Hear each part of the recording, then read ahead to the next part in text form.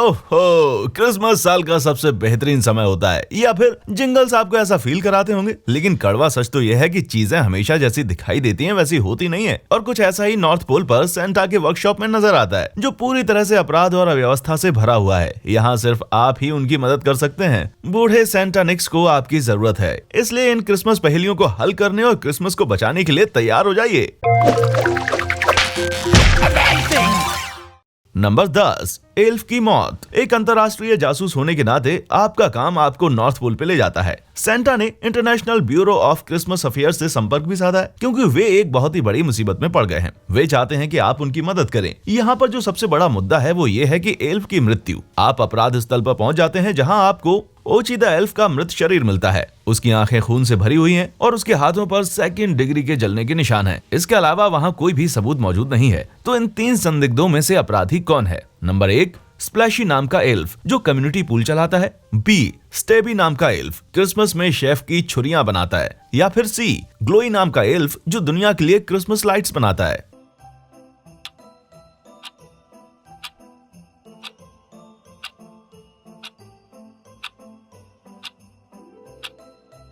भले ही स्टेबी का नाम उसे शक के दायरे में लाता हो, मगर इस बार वो बच जाता है क्योंकि ऊची को छुरी से जख्मी नहीं किया गया था। तो हो सकता है कि ऊची की आंखें स्प्लैशी के क्लोरीन युक्त पूल में नहाने की वजह से लाल हो गई हूँ, लेकिन इसके जले हुए हाथों से तो कोई संबंध है नहीं। अब ऑक्सीजन की कमी के कारण ही आंखों की रक्त वाहिकाएं फट सकती हैं। इसका मतलब यह हुआ कि ओची की मौत दम घुटने की वजह से हुई है, और ऐसा ग्लोई की क्रिसमस लाइट्स की वजह से हुआ होगा। और इसी कारण जब वो खुद को लाइट के इस बंधन से छुटाने में लगा होगा, तब उसके हाथ जल गए होंगे। तो भैया ग्लोई दूर जाने के लिए तैयार हो जाओ। नंबर 9, कुकीज के टुकड़े। तो अब चलते हैं हमारी अगली क्रिसमस मिस्ट्री की ओर। सेंटा के कुकी जार में से कोई एल्फ कुकी चुरा रहा था, जिसे बारहसिंगे ने अस्तबल में छिपा कर रखा था। लेकिन ये बौना चोर इतना शातिर नहीं था। सभी जानते हैं कि एल्फ को दूध के किसी भी प्रोडक्ट से एलर्जी होती है, और ये जार दूध से बनी चॉकलेट चिप्स कुकीज का था। तो आप सभी एल्फ वर्कर को एक लाइन में खड़ा करते हैं। तो बताइए कुकीज किसने चुराई? ए, वो अजीब दिखने वाला जो बार बार अपनी जीभ बाहर की ओर निकाल रहा है और फिर माफी मांगकर शर्मा रहा है। बी, या फिर वो जिसकी उंगलियों पर भूरे रंग की कुछ निशान है। या फिर सी, वो इंसान जो कि बहुत देर से हंस रहा है।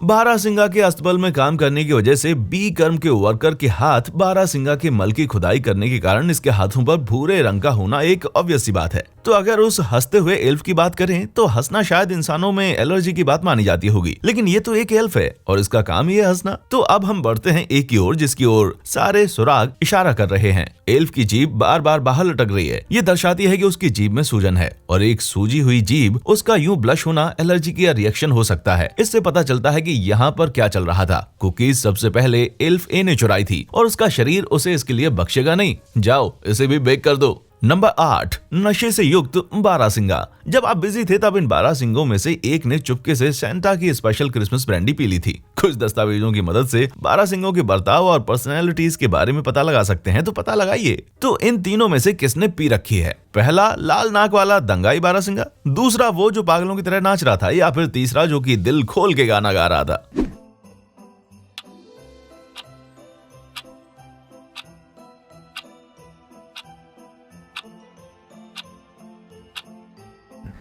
दूसरे और तीसरे बारहसिंगा पर संदेह करना बेकार है, क्योंकि उनका नाम ही उनके उछलने कूदने को दर्शाता है। और तीसरे बारहसिंगा का नाम है डोना, और ऐसे लोग इसके कैरेक्टरिस्टिक के लिए जानते हैं। अब बारी है पहले की। तो इसका नाम है रुडोल्फ, जो हमेशा से चुपचाप रहने के लिए जाना जाता है। और इस अवसर पर उसका उपद्रवी होना इस बात की ओर संकेत करता है कि उसने पूरी तरीके से पी रखी है। नंबर 7, रुडोल्फ का बदला।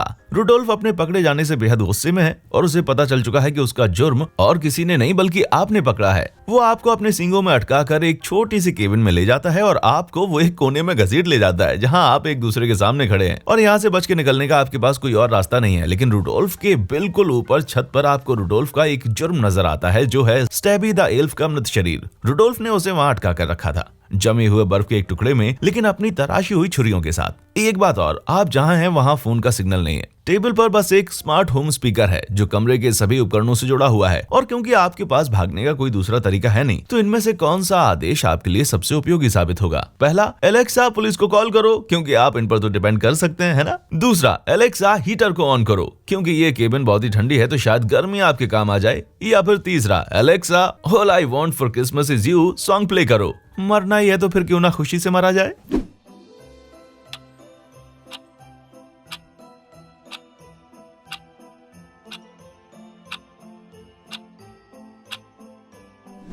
क्योंकि मैरिज कैरी को सुनना कुछ लोगों के लिए टॉर्चर हो सकता है। इससे आपको कुछ तो नहीं मिलेगा बल्कि रुडोल्फ का गुस्सा बढ़ जाएगा, और पुलिस को बुलाना हो तो इम्पॉसिबल है क्योंकि आपके फोन में सिग्नल है नहीं। हाँ, लेकिन कमरे की गर्मी बढ़ाकर आप छत पर जमी बर्फ को पिघला सकते हैं, जिससे स्टैबी की छुरियां नीचे गिरेंगी और रुडोल्फ के जीवन का अंत हो जाएगा। लेकिन अफसोस, इससे आप एक लाल नाक वाले लीजेंड को दुर्घटनावश खो देंगे।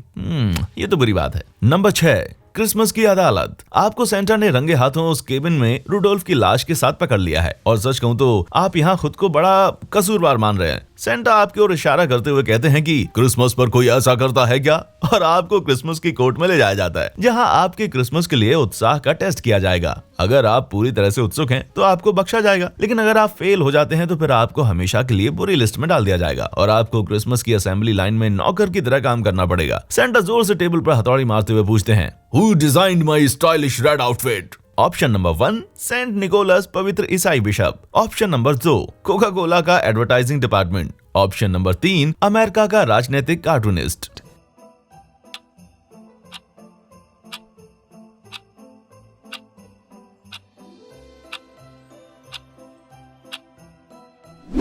सुरागों के अनुसार सेंट निकोलस के पास ऐसी ही मोटी दाढ़ी थी, लेकिन जैसा कि हम जानते हैं कि सेंटा की कॉस्ट्यूम एक मॉडर्न इन्वेंशन है। वहीं कुछ लोगों का मानना है कि असल में कोका कोला ने इस साल सूट डिजाइन किया था, लेकिन ये डिजाइन तो पहले से ही मार्केट में थी। कोका कोला ने तो इसे 1920 में अडॉप्ट किया था, और ओरिजिनल लाल सूट वाला हंसमुख और बड़ी दाढ़ी वाला सबसे पहले 1860 में देखा गया था। उसे सबसे पहले एक राजनीतिक मैगजीन जिसका नाम हार्पर्स वीकली था, इसके लिए कार्टूनिस्ट थॉमस नेस्ट ने ड्रॉ किया था, और जल्द ही ये एक ऐसा आइकॉन बन गया जिससे कि हम आज तक वाकिफ हैं। Number 5, birthday boy. जज सेंटा आगे बढ़ते हैं और एक शैतानी मुस्कुराहट के साथ आपसे पूछते हैं, कौन सी तारीख जीसस के जन्मदिन के सबसे करीब है? पहली 25 दिसंबर, दूसरी 25 मार्च, तीसरी 1 जनवरी।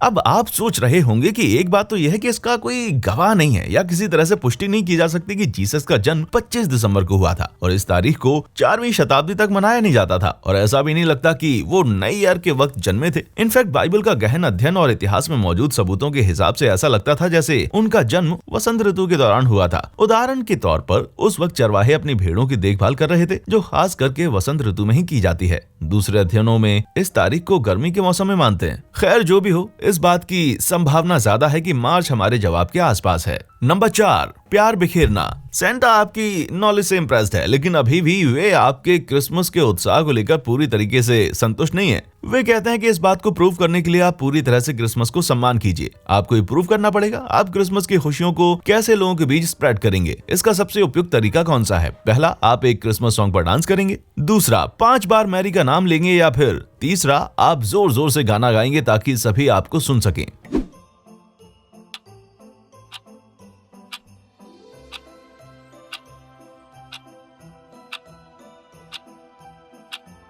क्रिसमस सॉन्ग पर डांस करना मेरे हिसाब से यहाँ एक परफेक्ट ऑप्शन नहीं होगा। जीसस की मम्मी मैरी का नाम लेना एक अच्छी बात है, लेकिन हम यहाँ पर प्यार को कैसे बढ़ाएं इसकी बात कर रहे हैं, तो बिना किसी शक के आपका जवाब है विल फेरल्स एल्फ में बताया गया है, जोर जोर से क्रिसमस के गाने गाना जिससे कि सभी आपको सुन सकें।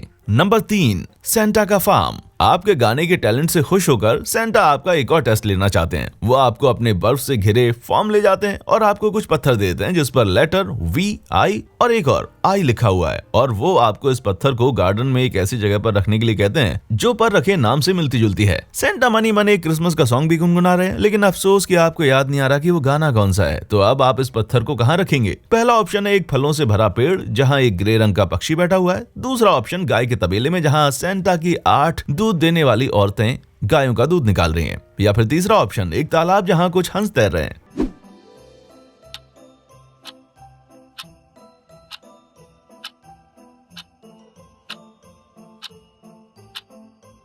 अगर आप इसे सॉल्व कर पाते हैं तो आप एक बहुत ही होनहार इंसान हैं। मुबारक हो, आप एक क्रिसमस जीनियस हैं। दरअसल सेंटा के गार्डन की सभी जगह उसे गाने का हिस्सा है जो कि सेंटा गुनगुना रहे थे। वो गाना था 12 डेज ऑफ क्रिसमस। पहला ऑप्शन है एक तीतर जो नाशपाती के पेड़ पर बैठा हुआ है। दूसरा ऑप्शन है 8 ग्वालन जो कि गायों का दूध निकाल रहे हैं और तीसरा है हंस जो तालाब में तैर रहे हैं। इस पत्थर पर लिखे नंबर से मैच करता है जो कि रोमन में लिखा हुआ है 7। नंबर 2, जिंजर ब्रेड हवेली। इससे पहले कि सेंटा आपको अपने घर वापस जाने के लिए पोलर एक्सप्रेस पकड़ने को कहें, वो कहते हैं कि आप उनका एक फाइनल टास्क कंप्लीट करें। सेंटा आपको एक भूतहा जिंजर ब्रेड मेंशन भेजते हैं और आपको इन 3 शैतान दानवों में से किसी एक से लड़ने के लिए कह देते हैं जो इस टेस्टी मेंशन में रहते हैं। और यहाँ की दीवारों पर फिलहाल मकड़ियों के जाले लगे हुए हैं और आपके पास लड़ने के लिए बस एक छोटी सी जगह है जहाँ पर सिर्फ आप और आपका प्रतिद्वंदी समा सकता है। मतलब ये कि आप किसी भी प्रतिद्वंदी को सिलेक्ट करें, एक बंद कमरे में ही लड़ाई होगी। तो आप किससे लड़ना पसंद करेंगे?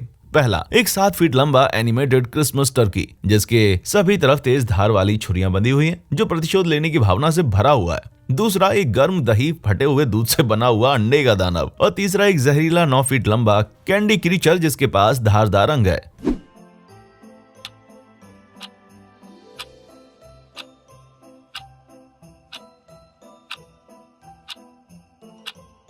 झुर्रियों वाले बड़े से टर्की को हराना तो बिल्कुल भी आसान नहीं लगता। मेरा मतलब है कि आपको गुस्सा तो आएगा ही अगर कोई आपके साथ चीरफाड़ कर दे। उसकी प्रतिशोध की भावना और उसके वजन के आगे आप कुछ भी नहीं है। इनफैक्ट कैंडी से बना क्रीचर भी कुछ कम घातक नहीं है। चीनी से बड़ा इतना बड़ा दानव आपको आसानी से कुचल सकता है और शायद आपके पास उतना समय भी ना हो कि आप उसको चाट चाट कर खत्म कर दें। तो आपके पास बचता है सिर्फ दूसरा ऑप्शन जो है फटे दूध से बना अंडे वाला दानव जो कि अपने लिक्विड फॉर्म में है। और अगर आप इसे मारते हैं तो इसका बहुत बड़ा पोर्शन जिंजर ब्रेड की दीवारें सोख लेंगी और उन्हें नरम कर देंगी। इसका मतलब यह है कि अगर ये मॉन्स्टर पूरी तरह से नहीं भी मरता है तो कोई बात नहीं, इसकी प्रतिक्रियाएं जिंजर ब्रेड से मेशंस की दीवारों को नरम कर देंगी और यहाँ से आप भाग सकते हैं। एक बात कहूँ, अगर ये मॉन्स्टर कर्ल्ड ना होता तो ये एक बेहद टेस्टी एस्केप होता आपके लिए। नंबर 1, ओजी क्लॉज। सेंटा आपके भाग जाने के कारण गुस्से में है क्योंकि उन्हें पूरी उम्मीद थी कि आप हार जाएंगे। वो आपको मारने की कोशिश करते हैं लेकिन यहाँ आपको आपकी पुलिस की ट्रेनिंग काम आ जाती है और आखिरकार आपको एक नई सच्चाई का पता चलता है। जब आप उनकी दाढ़ी खींचते हैं आपको पता चलता है कि असल में अभी तक इस कॉस्ट्यूम के पीछे सेंटा का शैतान जर्मन भाई क्रैम्स है।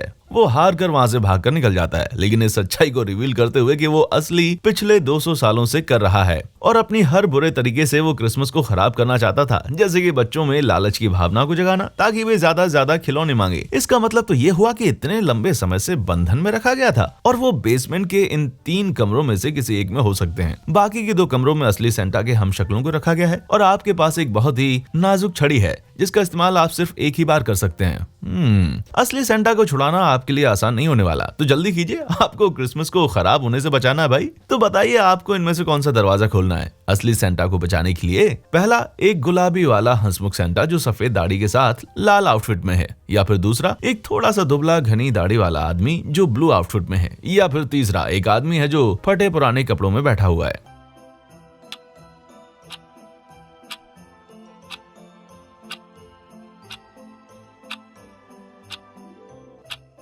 तो अगर आपने यहाँ ध्यान दिया होगा तो आपको पता चल गया होगा कि पहला सेंटा 19वीं सदी में बनाए गए क्रिसमस कैरेक्टर का नया स्वरूप है और हो सकता है कि वो आपके लिए कुछ गुनगुना भी दे, लेकिन इससे चस्ट मास कैसे सुरक्षित होगी? और दूसरा सेंटा एक इंटरमीडिएट डिजाइन है जिसे हमने 19वीं सदी के विज्ञापनों में देखा था और ये तो बस एक आर्ट वर्क है जो लाल आउटफिट वाले डिजाइन से भी पहले सिलेक्ट किया गया था। लेकिन तीसरा सेंटा और कोई नहीं बल्कि सेंट निक खुद ही है, दी ओजी सेंटा। ये जो क्रिश्चियन सेंटा है वे 2री और 3री शताब्दी के हैं जो अपनी दरिया दिली के लिए जाने जाते थे। भले ही इनके कैरेक्टरिस्टिक बाकी के सेंटा जैसे दिखने वाले लोगों से मिलते हो, लेकिन वे निकोलस की तरह है जिन्होंने सेंटा क्लॉज की बुनियादी जड़ें स्थापित की थी। और खुशकिस्मती की बात यह थी कि एक संत होने के कारण वे अमर थे, इसलिए 200 सालों का बीत जाना उनके लिए कोई बड़ी बात नहीं थी। बस एक बार वे अपने अकड़े हुए पैरों को स्ट्रेच कर ले, वो एक बार फिर से अपने काम को संभालने के लिए फिट हो जाएंगे। लेकिन एक बात तो है, इस बार आप सेंटा की थोड़ी सी फिक्र करके अपनी लिस्ट जरा छोटी सी और आसान बनाइएगा, क्योंकि 200 साल जितना लंबा समय किसी को भी गर्दन में दर्द देने के लिए काफी है। तो क्या आपने क्रिसमस से जुड़े हुए सभी सवालों का अंत तक सही जवाब दिया?